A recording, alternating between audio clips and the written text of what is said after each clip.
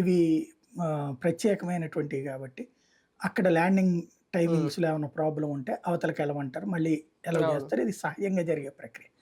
కానీ దాన్ని రప్చర్ చేశారు.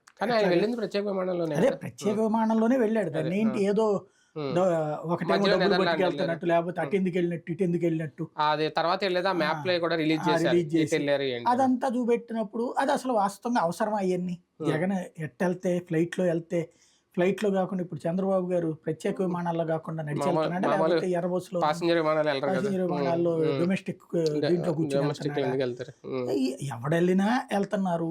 అదేదో జగన్ కోట్ల రూపాయలు ఖర్చు పెడతానంటే చంద్రబాబు నాయుడు ఏదో సైకిల్ మీద వెళ్తున్నాడు అన్నట్టు ప్రచారం చేశారు. ఎందుకు ఆ అత్యుత్సాహం అది జరిగింది. దానికి ప్రతీకారంగా వీళ్ళు చంద్రబాబుని టార్గెట్ చేయడం ప్రారంభించారు. బాబు ఎక్కడికి వెళ్ళాడు, ఎందుకు వెళ్ళాడు, ఎట్లా వెళ్ళాడు ఏంటన్నాడు. నాకు తెలిసి మామూలుగా అయితే ఎక్కడికి వెళ్తున్నారో ఓ ముక్క చెప్పి వెళ్ళడం పద్ధతి. అయితే అక్కడికే వెళ్ళాడా లేదా ఇది మనం క్రాస్ చెక్ చేసుకోవాల్సిన అవసరం లేదు.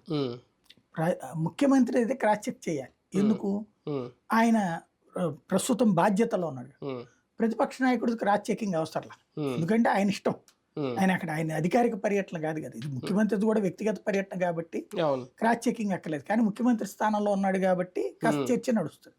ప్రతిపక్ష నాయకుడు ఎక్కడికి వెళ్తే ఏంటి చెప్పి వెళ్ళటం అనేటువంటిది ఆయనకున్న యాటిట్యూడ్ ప్రకారం అయితే చెప్పి వెళ్తారు. అది ఈ ట్రిప్ చెప్పకపోవడం అన్నటువంటి